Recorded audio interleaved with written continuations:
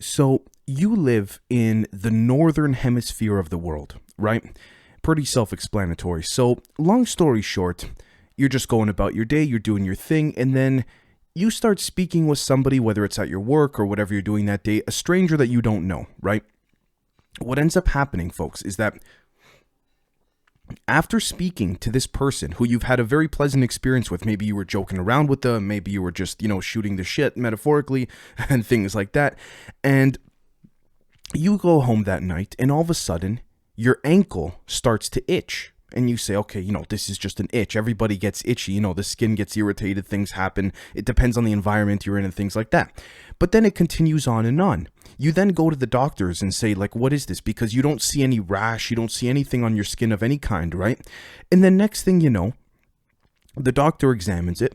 The doctor's face, they use a piece of technology to examine, the very, very molecular, at the most molecular level of your ankle. What's going on? Maybe there's some infection, maybe there's some germs, you're not sure, right?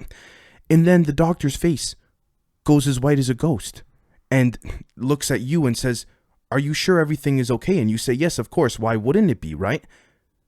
And then all of a sudden, next thing you know, a handful of men in black come storming into the doctor's office. They pick you up, they throw you into a black Escalade, and then you suddenly disappear. Now, you might be saying, Dave, what the hell? Where did that come from? How do what's going on here? Well, let's jump right into it. The NESARA, using Archon hybrids to dismantle the INSECTOID'S ARCO program, and in brackets, TISAR-3. So first off, I just want to explain what TISAR-3 is, because I don't want any of you to be confused while we break down the fundamental principles of this. So take a look right here, folks. This is according to starseedportal.org, and this right here is an image captured allegedly of a being that is classified by human governments as TISAR-3. Now, this is allegedly a form of energetic infiltration that is called a walk-in, if you will. And I'd like to thank my friends, you know who you are, for introducing me to this concept. But the concept is this. You remember the previous public episode about soulless humans and how all the elites need is basically half of the population to constantly be reincarnating, and they can continue their drastic measures of formulating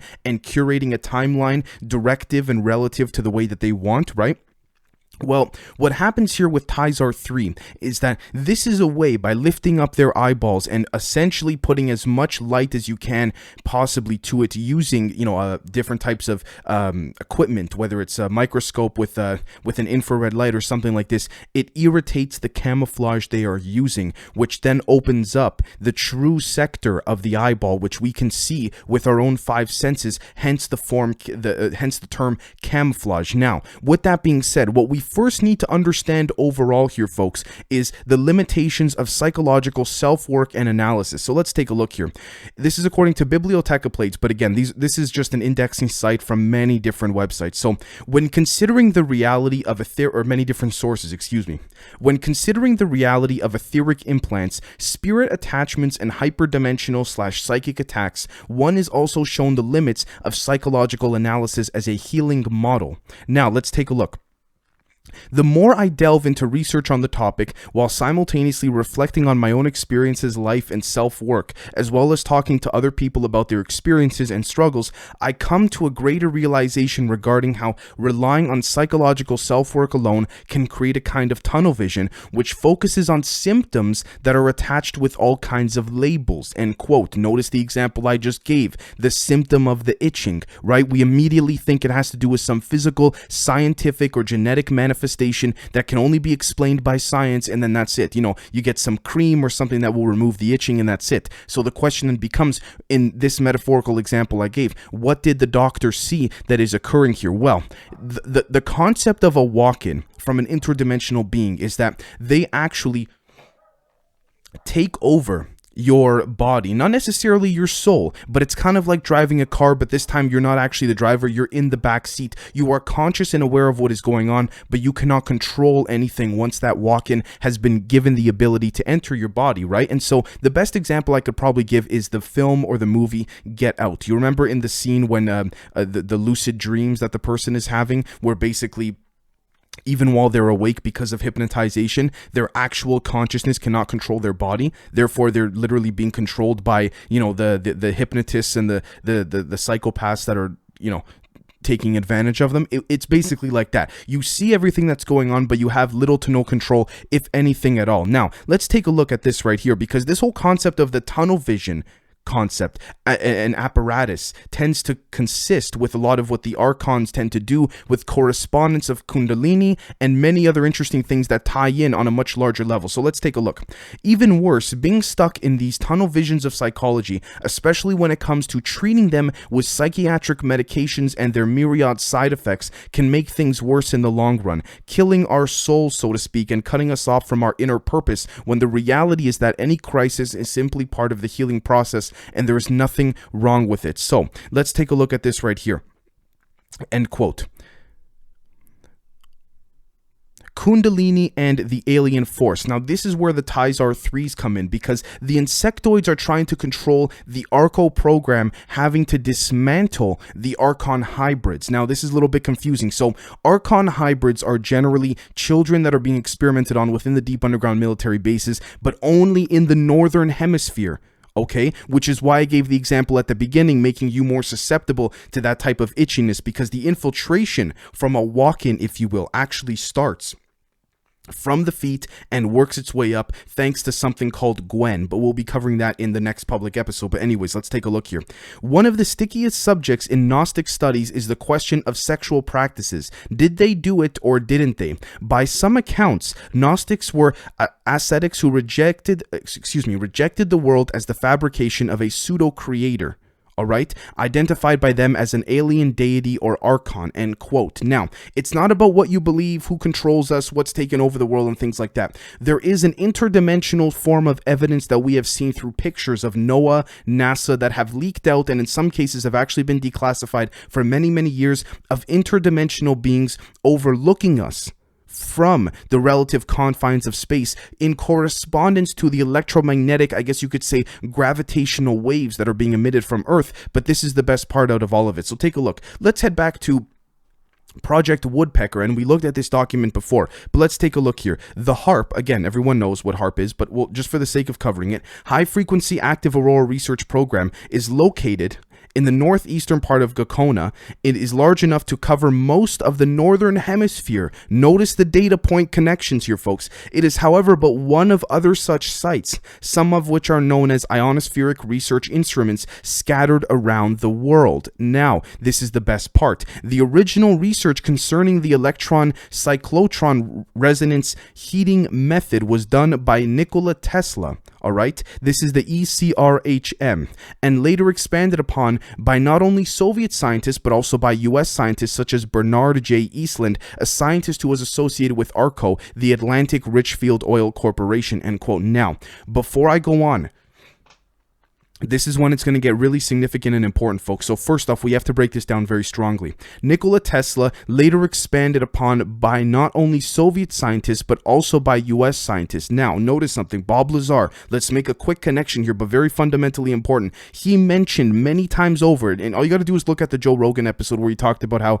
his former partner, who he used to call, I mean, he called him a couple different names, but he used a fake name. But his partner's actual real name was Ben. But Ben actually meant Bernard, or Bernie, if you will, right? Now take a look at this. I cannot confirm if his partner was this person, but Bob Lazar also mentioned that at the same time, they were working with Soviet scientists in the Los Alamos area for a handful of years until something happened where they basically kicked out the Soviets and said, you know, go back to Russia. This was, you know, mid to late 80s, if you will. So it kind of made sense. But that is the energetic reverse engineering extraterrestrial side, which the TISARs have influence in. But let's take a look at this right here. ARCO, which is the Atlantic Richfield Oil Corporation, has traditionally been controlled by members of the CFR, which is not supposed to be the case. Again, they're supposed to be a private corporation, but again, when you're in that elite circle, it doesn't really matter, right? But you know what the CFR is? The Council on Foreign Relations. All right, because the patents were transferred to APTI, which is an Arco Power Technology Industry, in the late 1980s, which is a Los Angeles, California subsidiary of Arco. APTI then sold out to E-Systems on June 10th, 1994, which company has pretty much over the years been under the control and influence of the CIA, which then, again, E-Systems, Electronic Systems, notice how that correlates to the Tor episode about the infiltration and the similarities that quantum physicists are making on a public public level that, again, the CIA nor any formal academic institution of, a respected or profound person with that type of knowledge would reveal, because it would basically devalue industries and collapse everything overnight. But again, let's carry on. On April 3rd, 1995, E-Systems sold out to the still larger Raytheon corporations. End quote. Guys, I don't know how much more obvious we have to get here. Look at this. This is just a handoff from one intelligence agency, or from one company to another, being controlled by the intelligence agencies. So what we're seeing here is that not only do governments actually believe and correlate and understand to a certain degree within the compartmentalizational factional units. I've been recording for a little bit while today. I'm a little bit rusty, but anyways, they understand that there is in fact a correlation, which is why as well too, I've also mentioned, which members will know this, that when Luis Elizondo says that he was told by his superiors at the Pentagon that some of the UFO craft that they are pursuing should not be pursued because they are demonic, as a matter of fact, seems to correlate to a more accurate definition than initially thought, because it seems like the negative entities, which are again the Archons, which we see every so often from satellite images from space that clearly look like interdimensional faces and bodies, if you will, are harnessing glyphosate to enact the NESARA. So let's break that down. What is glyphosate? Now, glyphosate is a broad spectrum systemic herbicide and crop desiccant. It is an organophosphorus compound, man, that's a big word, specifically a phosphonate, which acts by inhibiting the plant enzyme phosphate synthase. It is used to kill weeds, especially annual broadleaf weeds and grasses that compete with crops. End quote. So you might be saying, Dave, why are we looking at any of this? Well, it has been proven right here of a pilot that speaks on chemtrails that he was witnessing from the early 2000s. Now, before you turn away and you say, oh my God, chemtrails, this and that, he talks about how glyphosate has quietly been poured onto the public within just the northern hemisphere, folks, by the way, just in the northern hemisphere, that correlates with the NESARA. And we'll get to what the NESARA is in a minute. But let's take a look right here. Pilot speaks on chemtrails. The following list of ingredients was born, which is interesting, from these military experiments relative to the way in which they would drop feed it to the public to be allowed to be used in public products. It's not like it was, when they say born here, it's not like it was just discovered right then and there from a military project. But let's take a look here. Glyphosate, that's a given, aluminum oxide, barium oxide, bacteria such as anthrax and pneumonia 9 chemicals, including acetylchlorine chloride, 26 heavy metals including arsenic, gold, lead, mercury, silver, uranium, and zinc, 4 molds and fungi, 7 viruses, 2 cancers, 2 vaccines, 2 sedatives, E. coli, salmonella, and thorium. This is insane, folks. What we're seeing here is that the concept of chemtrails on a public level is there to actually cover up the operations that were done 20 to 25, maybe even 30 years ago. That's what some proposals say, having to do with this operation that seems to be a correspondence of the way in which things are just blanketed metaphorically from the mainstream media. And we see that. We see that happen all the time, right? But let's take a look here too.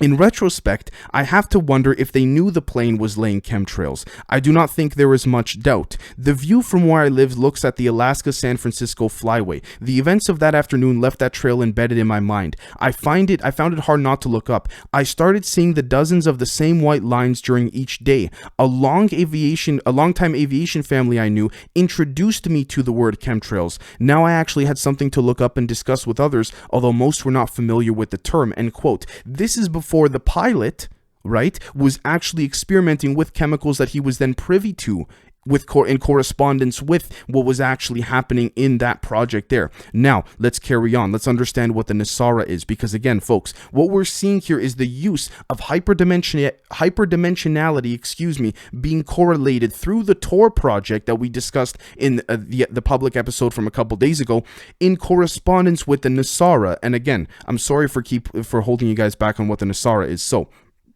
let's take a look. The National Economic Security and Reform Act, also called the Reformation Act. There is right now a law in the books that, when announced, immediately improves your life, folks. And this is actually true. So take a look at this. NESARA initiates peace immediately and provides forgiveness of credit card, mortgage, and other bank debts as remedy for bank and government frauds, abolishes the IRS, creates flat rate non-essential new items only sales tax revenue for government, initiates U.S. Treasury bank system, which absorbs the Federal Reserve, keep that in mind, folks, and new precious metals backed U.S. Treasury currency. It restores constitutional law and requires resignations of the current administration to be replaced by constitutionally acceptable NESARA president and vice president designates until new elections within 120 days. And it finally, sorry for the long list, but I didn't write this, requires the president designate to declare peace, enabling international banking improvements to proceed smoothly,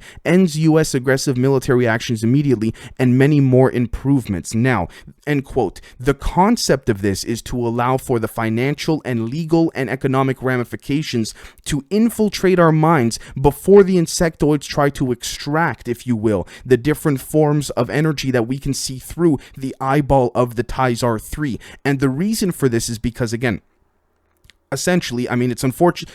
Well, again, we can debate this, but the United States basically runs the world in a lot of aspects, at least on a militaristic standpoint, economic, and you name it. So again, if this NESARA Act were to be introduced, if you will, okay, which was actually, according to the MikeRothschild.com, began its life in the late 1980s, right, as the National Economic Security and Recovery Act. So it's not like this is anything conspiratorial. This has been around for a while.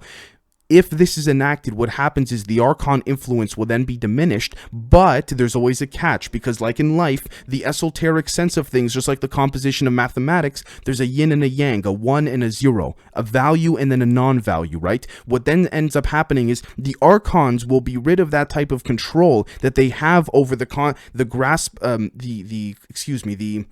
grasping dimensionality of humanity using hyperdimensionality that would then allow for the insectoids to infiltrate. So what we have here, folks, is a combination of different alien races that are using different forms of technology that are putting us in the middle of two different unfortunate scenarios. And I know that because, let's take a look, and we know that, because if we look at medicalexpress.com, ancient gut microbiomes may offer clues to modern diseases. So now what ends up happening is when NESARA is enacted, it then changes the frequency that is emitted by the mass consciousness, because now people start to think, oh, I don't have to pay bills anymore. I don't have to do this. I don't have to do that. I might actually be truly free. But then what ends up happening is that itch in your skin and your ankles that I gave an example of at the beginning of this episode actually starts to come and infiltrate itself through the use of this archonic type of energetic infiltration, if you will. And we see that right here. Again, this is May 12, 2021. You think it's a fluke that I'm making this episode at the same time these things are being released? This is just today. I mean, as of the day I'm recording this, this is today, right? So ancient gut microbiomes may offer clues to modern diseases. Scientists are rapidly gathering evidence that variants of gut microbiomes, the collections of bacteria and other microbes in our digestive systems, may play harmful roles in diabetes and other diseases. End quote. Oh, just now they realized that. Oh, I'm sorry. You see what I'm saying here, folks? Because again, it's the form of drop feeding using hyperdimensionality into the concept of the body knowledge of that of the Gnostic example I gave at the beginning, and the different forms of the alien deity or Archon of kundalini's frequencies and things like this that we can actually associate with hyperdimensionality and things like that. So I want all of you to let me know what you think. I know that it is a lot to take in, but we will catch you very, very soon. Cheers.